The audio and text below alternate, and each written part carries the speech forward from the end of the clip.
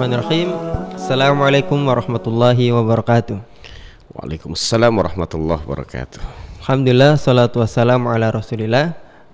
Alhamdulillah, pada kesempatan kali ini kita bersama Ustadz Badrul Tamam. Ya. Masya Allah. Gimana kabarnya Ustadz? Alhamdulillah sehat walafiat. Gimana kabar antum ini? Alhamdulillah, saya lebih luar biasa ini karena kedatangan tamu yang spesial, Ustadz Badrul Tamam, salah satu narasumber di Madani TV. Iya. Gini Ustadz, malam hari ini kita insya Allah membahas cinta kita terhadap Nabi Muhammad SAW. Masya Allah, obrolan menarik ini Mas. Ya. Tapi sebelum kita membahas lebih lanjut, mungkin kenapa sih kita harus membahas cinta kita terhadap Nabi Muhammad? Ya. Tafadhal. Kenapa kita harus cinta kepada Nabi Muhammad Sallallahu Alaihi Wasallam? Ini kalau kita runut alasannya banyak sekali. Banyak sekali ini. Ya. Tapi yang paling utama bahwa kita cinta kepada Nabi Sallallahu Alaihi Wasallam karena beliau adalah utusan Allah. Ya, beliau adalah Habibullah. Ya, dan mencintai beliau bagian daripada konsekuensi dan kewajiban iman kita kepada Rasulullah Sallallahu Alaihi Wasallam. Maka tidak jadi setiap orang yang beriman pasti harus mencintai Rasulullah. Ya, wajib cinta kepada Rasulullah Sallallahu Alaihi Wasallam. Tidak sah imannya sehingga dia benar-benar cinta kepada utusan Allah ini. Melebihi dari segalanya. Melebihi dari segalanya. Bahkan melebihi cintanya kepada dirinya. Pada dirinya. Masya Allah, luar biasa ini. Maka ada satu kisah menarik itu ketika Umar bin Khattab radhiyallahu taala anhu ini bertemu dengan Rasulullah SAW lalu menyampaikan rasa cintanya kepada beliau, ya, bahwa engkau adalah orang yang paling aku cintai, ya, melebihi cintaku kepada istriku, cintaku kepada anakku, kecuali cintaku kepada diriku. Nabi SAW menafikan cintanya kepada Nabi Sallallahu Alaihi Wasallam, ya, dikarenakan dia lebih mencintai dirinya daripada Rasulullah SAW. Tidak, wahai Umar, sehingga engkau lebih cinta kepadaku daripada dirimu sendiri. Lalu Umar kemudian menyatakan bahwa sekarang engkau lebih aku cintai daripada diriku. Masya Allah. Masya Allah. Jadi alasan mengapa kita harus mencintai Rasulullah karena itu sebagian dari agama kita. Ya, seperti itu. Sebagian dari agama kita, bahkan termasuk pokok daripada ini. Agama kita. Maka tadi sampai diadakan iman bagi orang yang tidak cinta kepada Rasulullah Sallallahu Alaihi Wasallam. Bagaimana dia tidak cinta kepada utusan Allah ini, yang dengannya kita kenal Allah, ya. Tanpanya kita pasti tidak akan kenal Allah Subhanahu wa Ta'ala. Yang melalui Nabi Sallallahu Alaihi Wasallam, ya, kita tahu jalan-jalan yang diridhoi oleh Allah dan akan bisa menghantarkan kita kepada surga Allah Subhanahu wa Ta'ala, ya. Oleh sebab itu, kepada manusia yang telah memiliki jasa besar untuk kita supaya kita bisa benar-benar menjadi manusia yang mulia, ya, yang dengannya kita bisa mendapatkan itu, yang tanpanya pasti akan terhina. Maka kita wajib cinta kepada Rasulullah Sallallahu Alaihi Wasallam. Saya Ustaz, mungkin di luar sana mungkin banyak yang mengaku-ngaku, saya cinta Nabi, saya cinta Rasulullah Sallallahu Alaihi Wasallam, tetapi mungkin hanya sebatas pernyataan saja, buktinya tidak ada. Kalau kata anak muda, yang namanya cinta harus butuh bukti. Iya. Seperti apa bukti kecintaan kita kepada Nabi Muhammad SAW? Ya, betul sekali bahwa orang yang cinta atau yang mengaku atau menyatakan dirinya cinta, ya, maka kecintaan itu perlu ada bukti. Perlu bukti. Ya, perlu bukti. Di antara bukti, ya, di antara adalah pengorbanan tentunya, ya. Ya, dia korbankan apa yang menjadi kesenangan dirinya, selera dirinya untuk mengikuti, ya, dengan apa yang disenangi oleh Rasulullah sallallahu alaihi wasallam, ya, sehingga la yu'minu ahadukum hatta yakuna hawahu taba'an lima ji'tu bihi. Ya, tidak beriman salah seorang kalian sehingga hawa nafsunya itu mengikuti apa yang aku bawa. Artinya mengikuti tuntunan Rasulullah sallallahu alaihi wasallam. Ya, kecenderungannya, hobinya diselaraskan dengan apa yang dicintai oleh Rasulullah sallallahu alaihi wasallam, maka tidak sempurna iman seseorang, sehingga hawa nafsunya tadi, ya, kecenderungannya, kesenangannya, ya, pilihannya ikut kepada apa yang dibawa oleh Rasulullah sallallahu alaihi wasallam, maka boleh jadi dia ingin tampil yang lebih modis, ya. Mungkin sebagian anak muda modis itu, ya, celananya dirobek-robek lututnya, gitu kan, ya, atau dia kemudian memanjangkan rambutnya, ya, kalau dia seorang cowok, ya, biar agak tren, ya, dan keren, itu dipanjangkan seperti wanita. Kemudian dia pakai anting boleh jadi, ya, atau dia pakai gelang, ya. Mungkin itu tren kekinian, ya. Akan tetapi dia tahu bahwa ini tidak sesuai dengan ajaran Rasulullah sallallahu alaihi wasallam, ya. Maka kemudian dia kalahkan, ya, seleranya ini untuk mengikuti sunnah dan ajaran Rasulullah sallallahu alaihi wasallam. Dan yang terbukti cinta adalah dia taat, ya, kepada Rasulullah sallallahu alaihi wasallam dan siap untuk mengikuti sunnah baginda Rasulullah sallallahu alaihi wasallam. Itu bukti nyata bahwa seseorang itu benar-benar cinta kepada baginda Rasulullah Muhammad sallallahu alaihi wasallam, dan dia berangan-angan betul, ada kerinduan yang sangat dalam kalbunya untuk kelak bisa dijumpakan dengan Rasulullah sallallahu alaihi wasallam dan bisa berada di surga, tempatnya dekat dengan Rasulullah sallallahu alaihi wasallam, ya. Oleh sebab itu, ketika Rabi'ah bin Ka'ab al-Aslami, seorang anak kecil, ya, belum baligh, ya, yang berkhidmat kepada Rasulullah sallallahu alaihi wasallam, beliau bangun malam, segala keperluan beliau. Iya, menyiapkan segala keperluan beliau, sampai Nabi SAW memiliki keperluan untuk sholat malamnya, dia sudah siap, ya, dihantarkan air, ya, untuk Nabi sallallahu alaihi wasallam bersuci. Kemudian setelah itu baginda Rasulullah sallallahu alaihi wasallam melihat begitu bagusnya khidmat anak kecil, maka beliau tawarkan kepadanya, sal, ya, mintalah. Kalau bahasa kita, kamu pengen apa, ya kan? Dipersilakan untuk membuat permintaan, buat menyampaikan permintaannya. Lalu kemudian Rabi'ah yang belum baligh tadi kemudian menjawab, as'aluka murafaqataka fil jannah. Masya Allah. Ya Rasulullah, aku ingin bisa menemanimu di surga, ya. Nabi sallallahu alaihi wasallam terheran, anak kecil tetapi pandangannya itu jauh ke depan. Ya. Mungkin kalau anak sekarang seumuran gitu, kamu mau minta apa? Mungkin mainan, minta mau main sepeda. Kesana, minta sepeda. Lagi tren kan? Iya. Minta handphone. Tapi luar biasa Rabi'ah bin Ka'ab. Iya. Maka sampai Nabi SAW terheran sehingga beliau penasaran, lalu mengulangi pertanyaannya. Oh, jadi diulangi lagi. Oh, ghairu dzalik, atau minta yang lain, bukan selain itu. Mungkin ada minta permen, minta makanan sesuai dengan umurnya. Iya, sesuai dengan usianya. Tapi dia menjawab, huwadak, itu saja. Aku tidak pingin yang lain. La ilaha illallah. Maka kemudian Rasulullah sallallahu alaihi wasallam, ya, menasihatkan kepadanya, fa'inni ala nafsika bi kathratis sujud.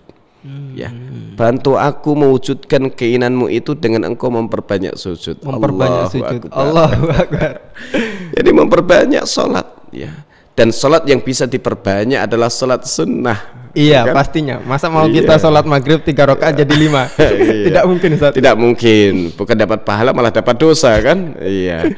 Maka anak kecil yang saat dia memiliki keinginan dan telah ia sampaikan keinginannya itu agar nanti di surga ia bisa dekat dengan baginda Rasulullah sallallahu alaihi wasallam, maka beliau wasiatkan kepadanya, bantu aku untuk mewujudkan keinginan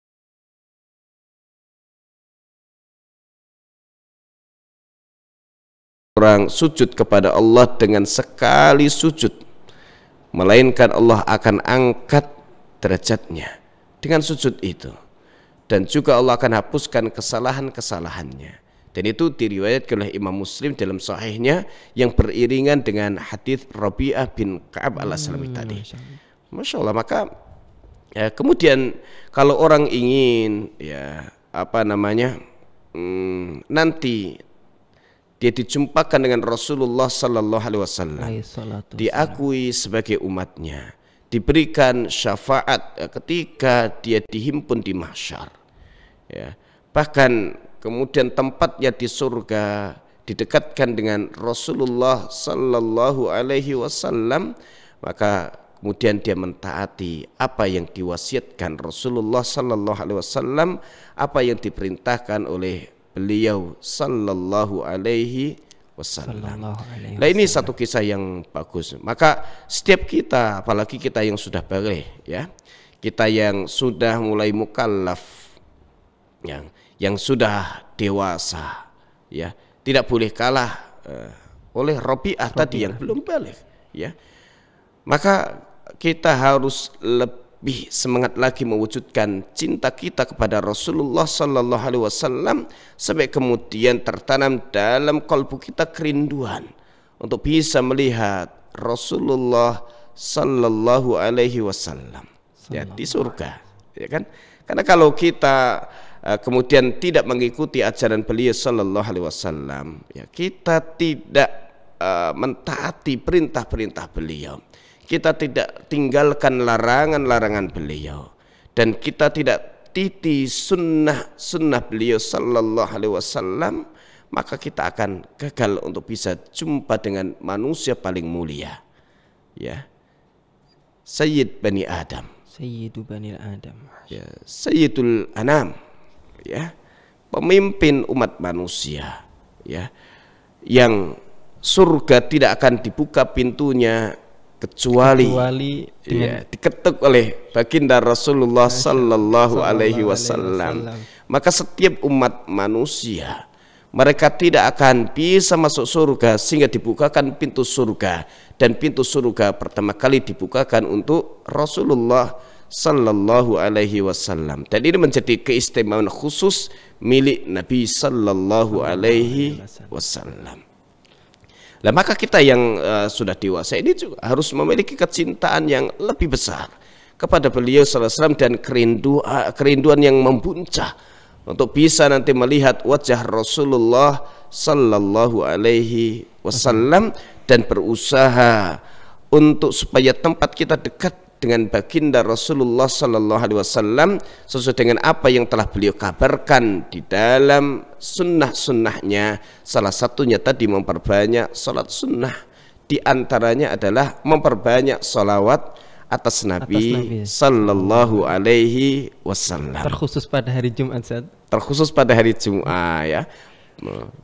Dan setiap hari kita diperintahkan untuk bersolat, dan bahkan kita diwajibkan untuk bersolawat di setiap solat kita, yang tidak akan sah solat kita kecuali dengan bersolawat atas Nabi sallallahu alaihi wasallam.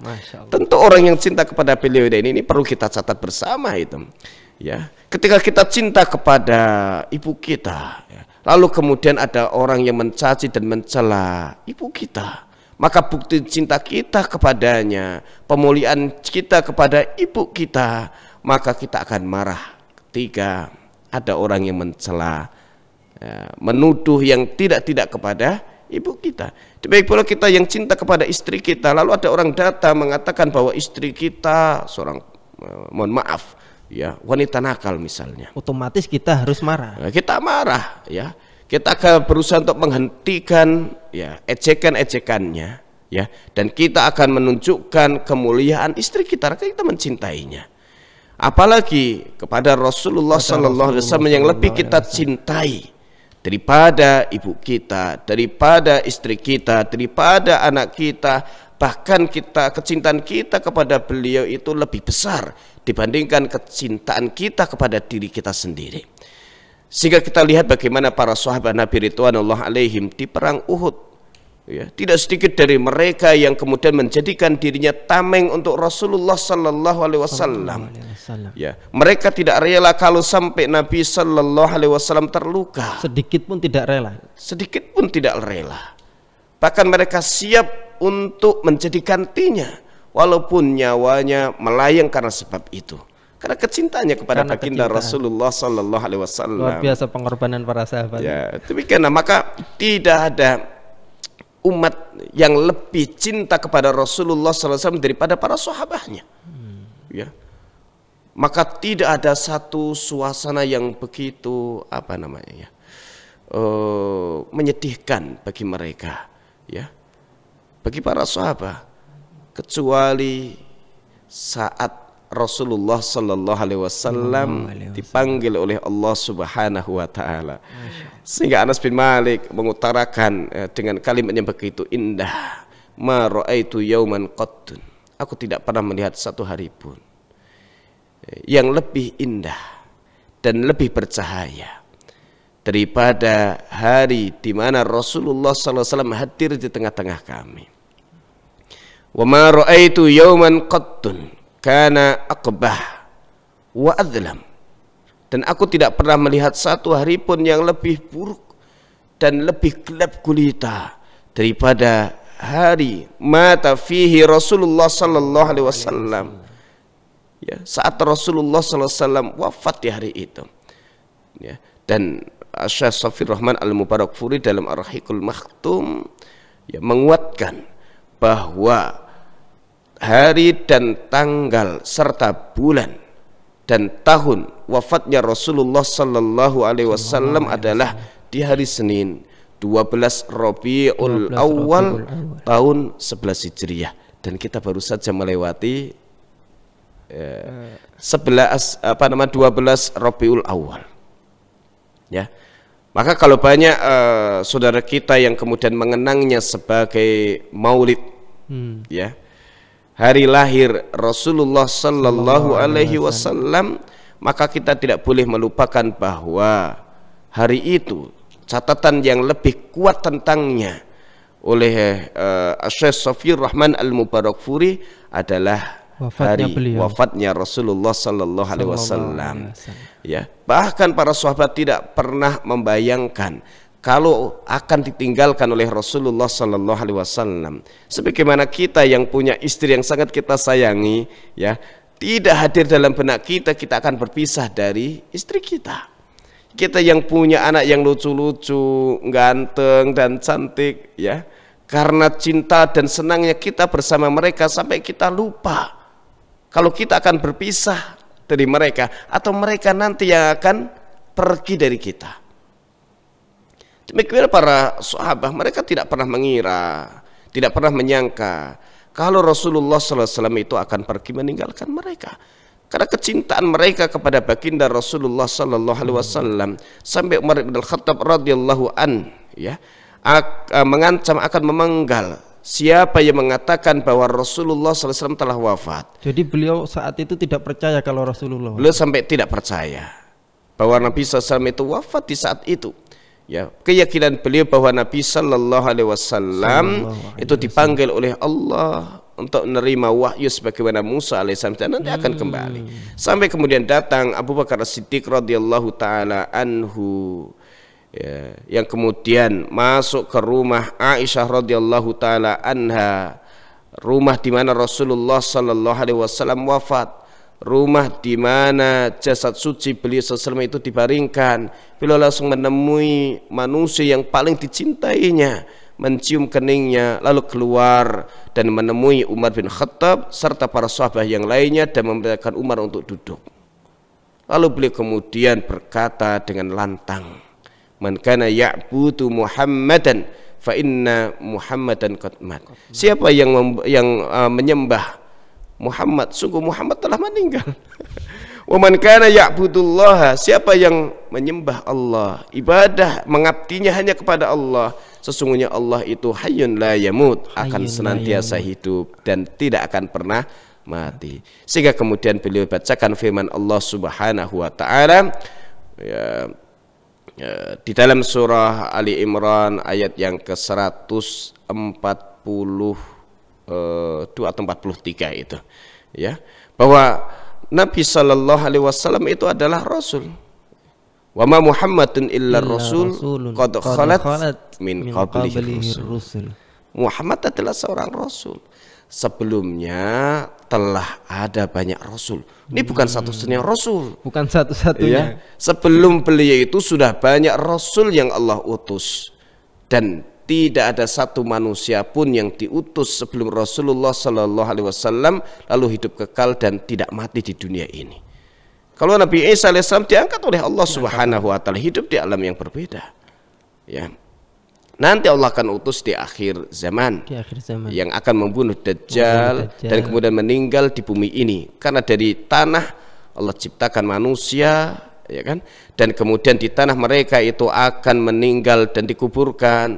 Lalu kemudian dari tanah pula mereka itu akan dibangkitkan. Ya, maka wa ma ja'alna li basyarin min qablikal khulda afa imitta fahumul khalidun. Kami tidak pernah menjadikan seorang manusia pun sebelum Muhammad hidup kekal. Apakah kalau engkau meninggal mereka orang kafir akan hidup kekal? Enggak mungkin. Maka kullu nafsin dha'iqatul maut. Setiap yang hidup, yang bernyawa pasti akan merasakan kematian. Ya.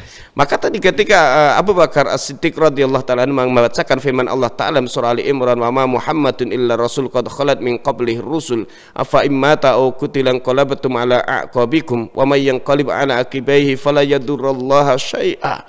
Maka para sahabat seolah-olah ya baru tahu adanya ayat tersebut. Ya. Sehingga dibacakan oleh Abu Bakar As-Siddiq radhiyallahu taala anhu, padahal ayat ini telah turun jauh-jauh hari. Dan mereka pun telah menghafalnya. Tapi karena kecintaannya kepada Nabi sallallahu alaihi wasallam dan mereka tidak pernah menyangka akan berpisah dari beliau sallallahu alaihi wasallam, sehingga seolah ayat itu terlupakan, sehingga dibacakan kembali oleh Abu Bakar As-Siddiq radhiyallahu taala anhu yang menjadi bukti bahwa Nabi SAW pasti akan meninggal dunia. Masya Allah. Kita nggak bisa membayangkan kalau kita kemudian hidup di masa itu. Boleh jadi air mata kita tidak akan berhenti sampai berhari-hari karena berpisah dari Rasulullah. Umar bin Khattab yang terkenal dengan perkasa gitu, ya, sampai luluh. Kemudian duduk dan menangislah Umar dan juga menangislah para sahabat, sehingga di hari itu Madinah pun banjir air mata karena mereka sadar setelah dibacakan ayat tadi oleh Abu Bakar As-Siddiq bahwa Rasulullah sallallahu alaihi wasallam benar-benar telah meninggalkan mereka. Baginda Rasulullah sallallahu alaihi wasallam tidak akan pernah lagi memimpin salat mereka, berbicara kepada mereka, karena beliau akan kembali kepada penciptanya. Beliau kembali kepada Rabbnya Jalla wa Ala, Allahu Subhanahu wa ta'ala. Baik Ustaz, tadi sudah dijelaskan bahwasanya bukti kita cinta kita terhadap Nabi kita Muhammad sallallahu alaihi wasallam salah satunya adalah pengorbanan. Kita harus menyukai apa yang Rasulullah sukai. Kita harus membenci apa yang dibenci oleh Rasulullah sallallahu alaihi wasallam. Kemudian tadi yang menarik Ustaz, yaitu tumbuhnya kerinduan kita terhadap Rasulullah sallallahu alaihi wasallam.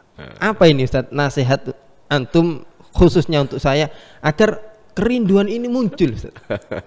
Tapi barakallahu fikum. Sebenarnya ini nasihat untuk setiap pribadi kita, agar kemudian kita itu benar-benar kenal dengan Rasulullah sallallahu alaihi wasallam, karena termasuk perkara pokok yang wajib diketahui setiap muslim adalah ma'rifah Rasulullah sallallahu alaihi wasallam. Jadi Yaitu setiap kenal. muslim harus tahu sejarah Rasulullah, bagaimana Rasulullah seperti itu. Ya, sosok Rasulullah Sosok sallallahu Rasulullah alaihi sallallahu wasallam, ya, tentang sifat-sifat beliau, bagaimana akhlak beliau, bagaimana kecintaan beliau kepada umatnya, bagaimana kesungguhan beliau dalam beribadah dan seterusnya.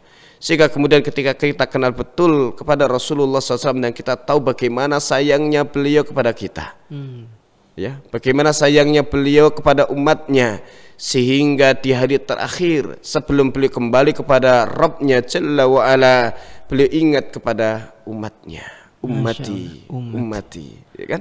Dan beliau kemudian mewasiatkan agar umatnya itu benar-benar menjaga salat.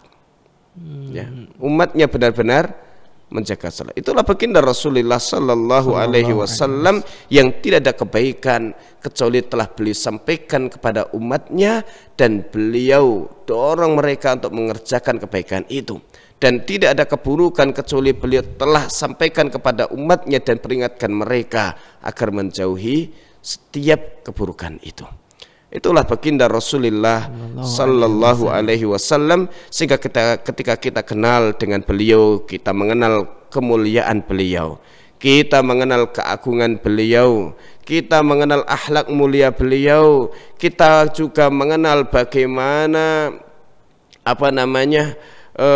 keindahan wajah beliau sallallahu alaihi wasallam, maka kemudian akan tumbuh kerinduan kita untuk bisa nanti dijumpakan dengan Rasulullah sallallahu alaihi wasallam dan tempat kita itu dekat dengan beliau sallallahu alaihi wasallam. Maka ada sebuah kisah, ada seseorang di zaman Nabi sallallahu alaihi wasallam yang menghaturkan ya rasa cinta dirinya kepada Rasulullah sallallahu alaihi wasallam, bahwa beliau sangat mencintai baginda Rasulullah sallallahu alaihi wasallam, melebihi cintanya kepada dirinya daripada cintanya kepada keluarganya, istrinya dan anaknya dan seluruh manusia.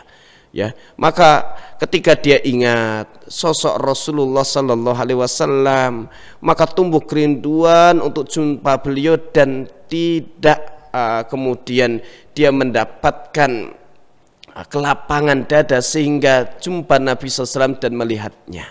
Lalu dia ingat bahwa dirinya dan Nabi SAW nanti akan meninggal dunia.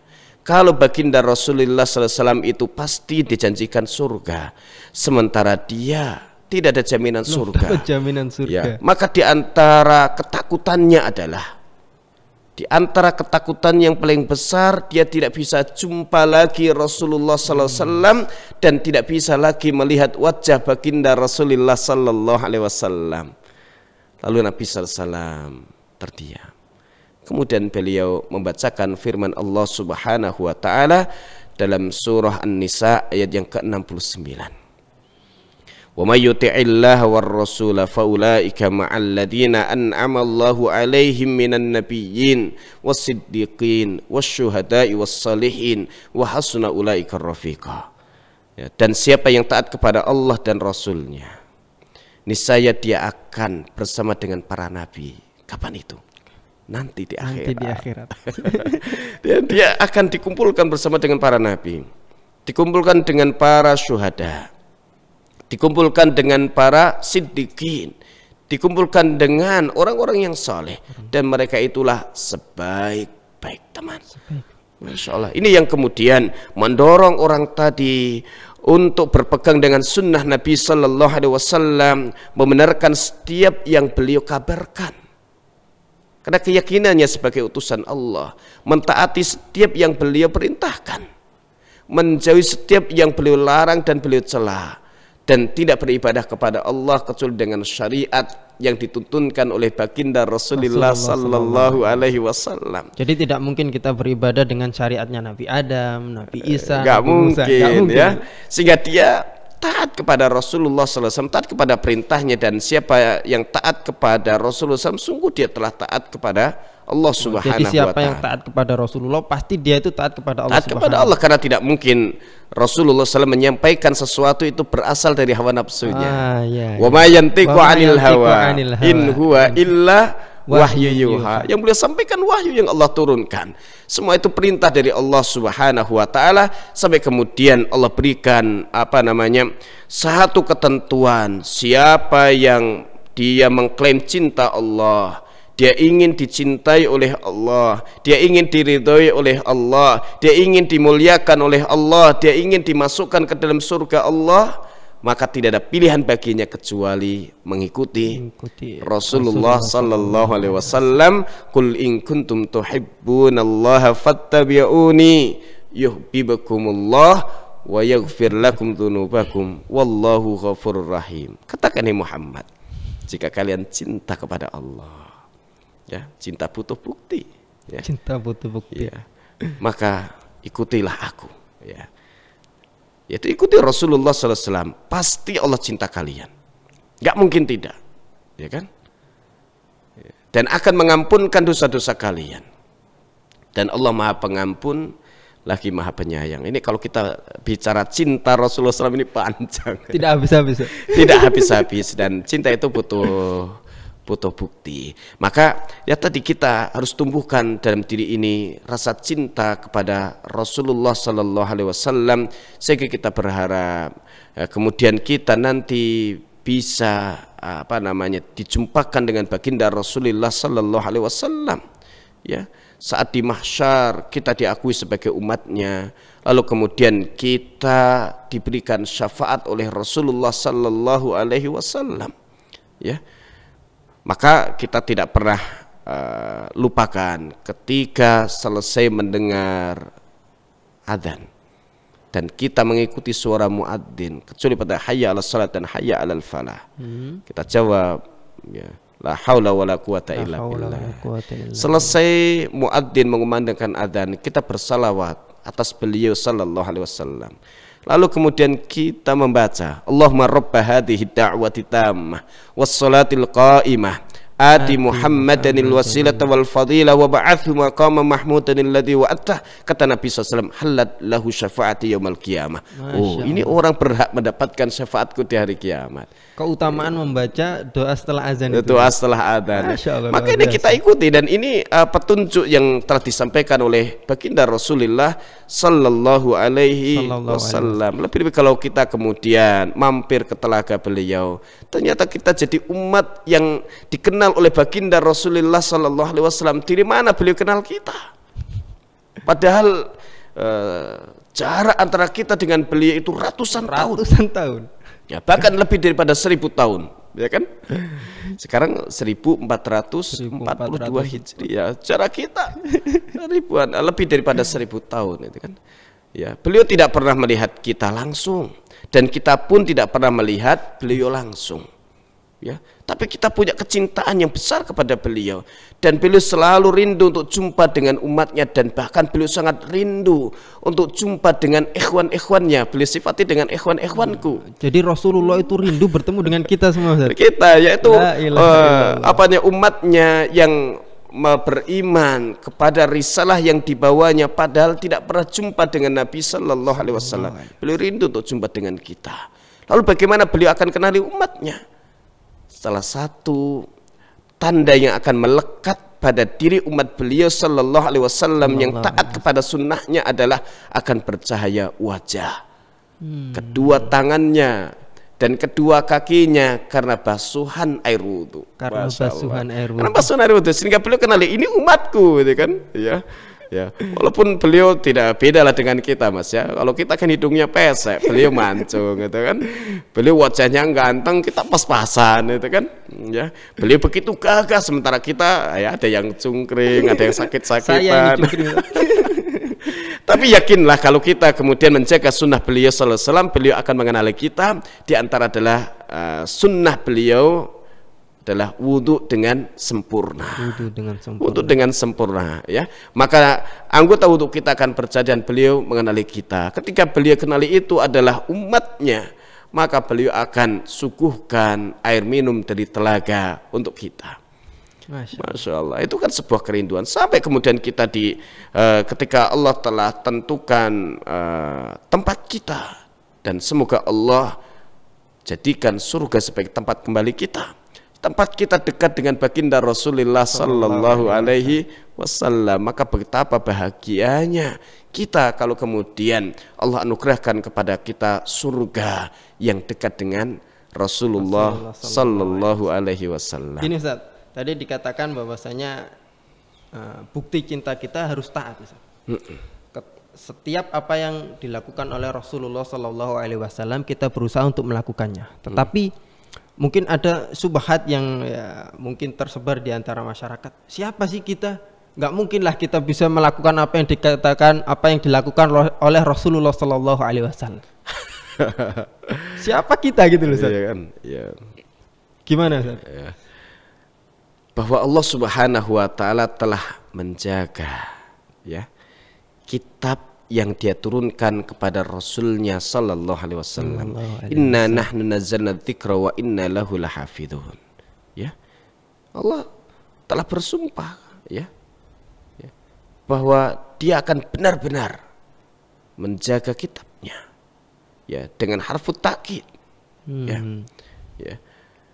Wa inna nahnu nazzalna dzikra wa inna lahu lahafidhun. Kami yang telah turunkan Al-Qur'an ini dan kami yang pasti kami akan menjaganya. Ya, dan Al-Qur'an pemahamannya tidak akan mungkin terjaga kecuali dengan sunnah Nabi sallallahu alaihi wasallam.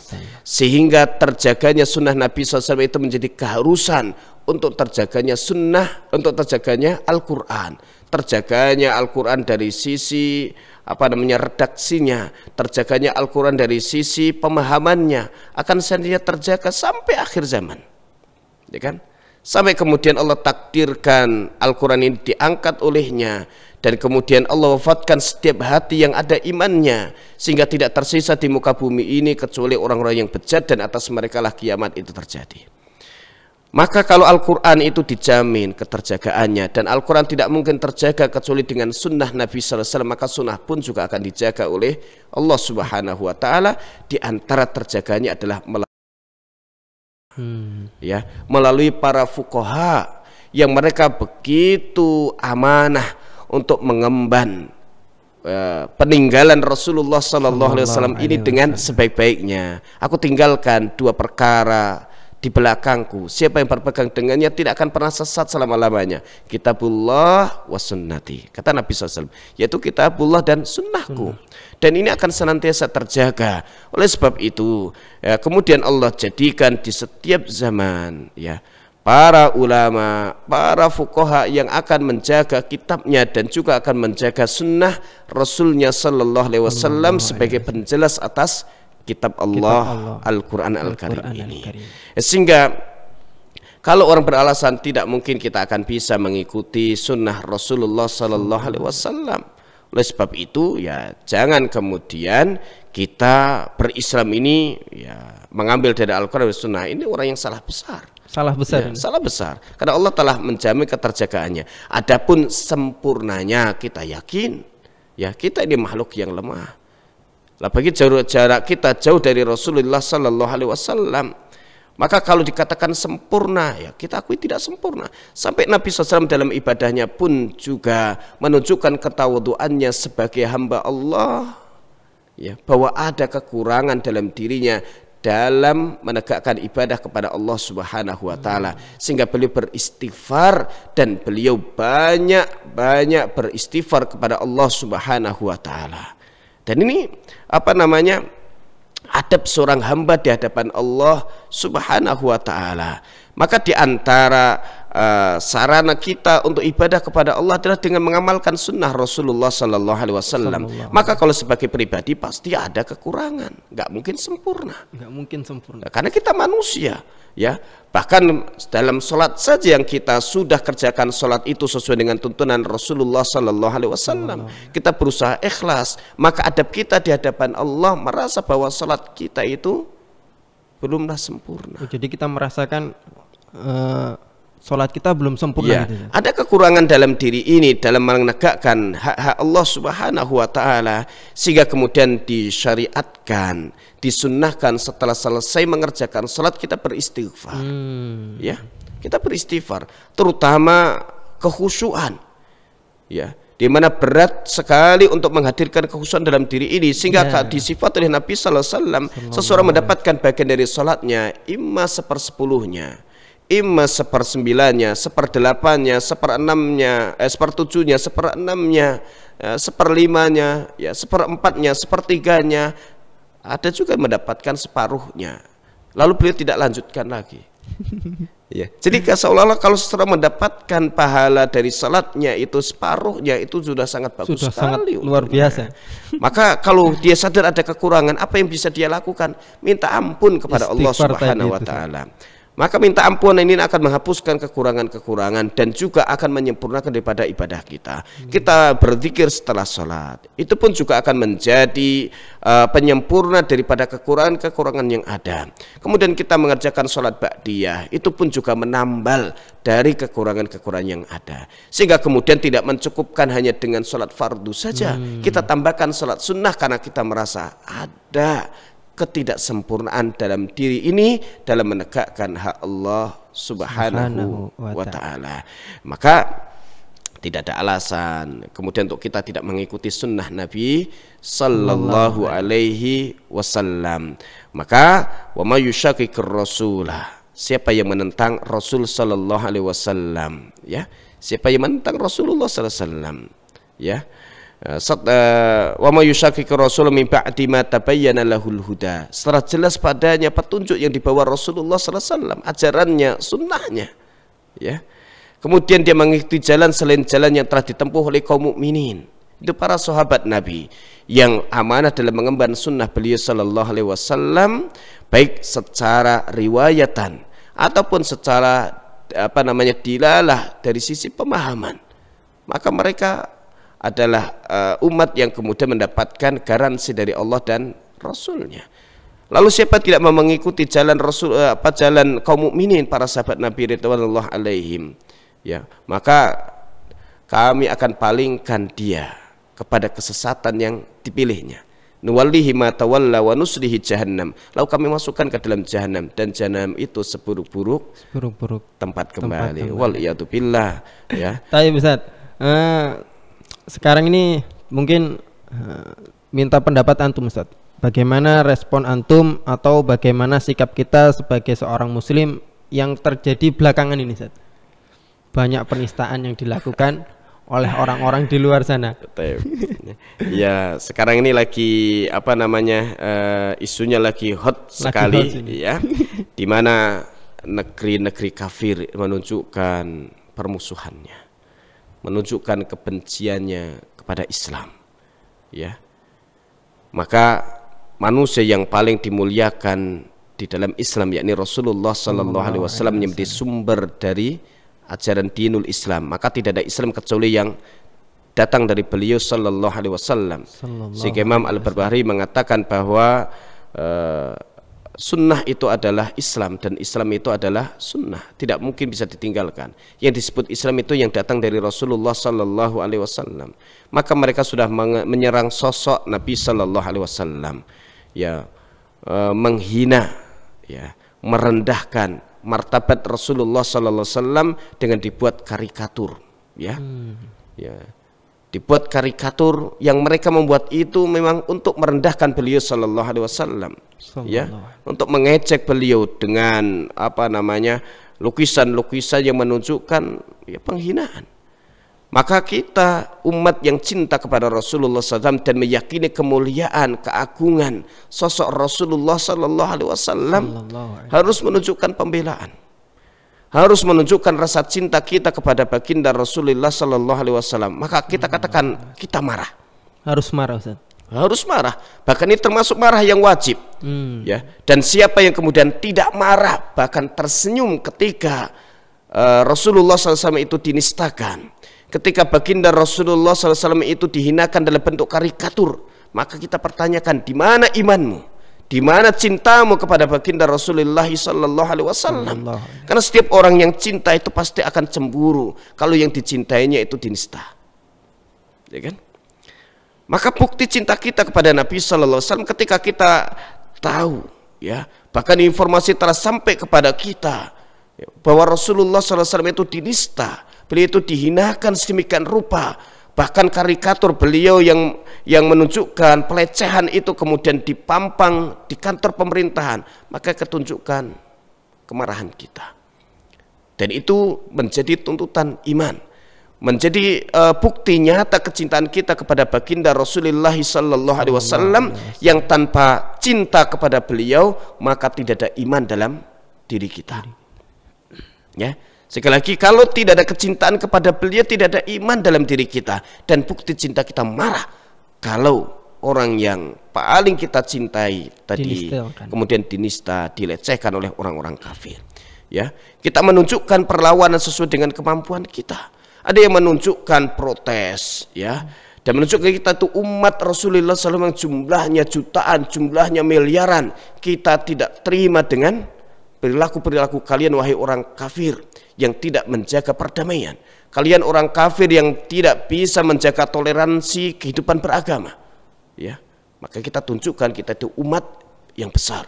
Kita umat Rasulullah SAW, kita tunjukkan bahwa kita adalah umat beliau yang cinta kepada beliau agar mereka tidak main-main. Ya, maka kemudian kita melakukan tindakan-tindakan nyata yang bisa kemudian ya merugikan orang-orang kafir itu sehingga mereka itu berhenti melecehkan Rasulullah Sallallahu Alaihi Wasallam. Ya, di antaranya adalah banyak yang turun ke jalan menunjukkan protes, ya, mendatangi kedutaan besarnya agar perwakilan mereka di negara ini menyampaikan kepada pemimpinnya, ya, yang kafir tersebut, ya, yang hina tersebut, ya, karena sebab telah menghina Rasulullah Sallallahu Alaihi Wasallam, dan kita melakukan tindakan-tindakan nyata agar mereka yang menunjukkan permusuhan dan kebencian kepada Nabi Sallallahu Alaihi Wasallam merasakan dampak buruknya. Di antaranya adalah dengan memboikot produk-produk mereka, dan itu dirasakan dampaknya begitu luar biasa bagi mereka yang masih mengambil keuntungan daripada kaum muslimin, akan tetapi menista, ya, junjungan kaum muslimin, yakni Rasulullah Sallallahu Alaihi Wasallam. Jadi langkah kita atau sikap kita yang pertama pasti marah itu, Ustaz. Ya, marah. Karena bukti cinta kita kepada Nabi, kalau Nabi kita dilecehkan pasti kita harus marah. Iya. Kemudian, cuman marahnya perlu aturan. Perlu aturan. Iya. Bukan marah kemudian ngamuk, gedung-gedung itu dilemparin, rumahnya dibakar, ya kan? Rugi harus kita. Sesuai koridor harus Islam. Sesuai dengan koridor. Menunjukkan marah kepada siapa? Kepada orang yang menista, ya kan? Ya. Kemudian setelah marah, kemudian langkah kita juga mungkin memboikot produk-produk orang yang sudah menistakan Nabi kita Muhammad Sallallahu Alaihi Wasallam. Ya, betul sekali. Ya, tidak mungkin kita kemudian membeli produknya dengan tersenyum, memberikan keuntungan mereka yang telah jelas-jelas melecehkan Rasulullah Sallallahu Alaihi Wasallam, walaupun beliau tetap mulia. Ya, walaupun beliau itu tetap mulia. Ya, beliau tidak akan berkurang kemuliaannya karena permusuhan orang-orang kafir tadi. Akan tetapi permusuhan itu tunjukkan di hadapan mata kita, kita yang diuji, ya, dengan kasus ini. Jadi kita ini yang diuji. Apakah kita benar-benar cinta Nabi apa tidak ini? Betul cinta Nabi atau tidak? Ya, gitu. Jadi ini menjadi cermin kita ini ketika muncul peristiwa ini, langkah kita seperti apa ini? Jadi ya benar-benar menjadi cerminan kita, Ustaz. Betul sekali. Maka kapan kita demo? Kapan kita demo? Tahu, Ustaz. Kalau kita ngomongin seperti ini kayaknya nggak habis sampai subuh ini, kayaknya nggak habis ini, Ustaz. Masya Allah. Oke, kalau gitu mungkin cukup sekian, Ustadz, obrolan kita ini. Ya, kita berdoa kepada Allah Subhanahu Wa Taala semoga menjadi keberkahan dan menjadikan timbangan kebaikan kita di akhirat kelak, Ustadz. Ya, dan ini jadi momen juga untuk kita lebih dalam lagi mengenal Rasulullah Sallallahu Alaihi Wasallam, mengenal sunnahnya dan berpegang teguh dengan warisan Rasulullah SAW tersebut, dan kita memperbanyak salawat atas beliau Sallallahu Alaihi Wasallam. Jangan sampai kemudian kita marah-marah tapi tidak pernah bersalawat atas Nabi Sallallahu Alaihi Wasallam. Saya Ustaz, sekali lagi jazakumullah khairan sudah mampir di studio kita dan di acara podcast Tren Bicara yang Baik. Masya Allah. Mungkin sampai sini Ustaz, kita tutup dengan doa kafaratul majelis. Subhanakallahumma bihamdika asyhadu an la ilaha illa anta astaghfiruka wa atubu ilaik. Assalamualaikum warahmatullahi wabarakatuh. Waalaikumsalam warahmatullahi wabarakatuh.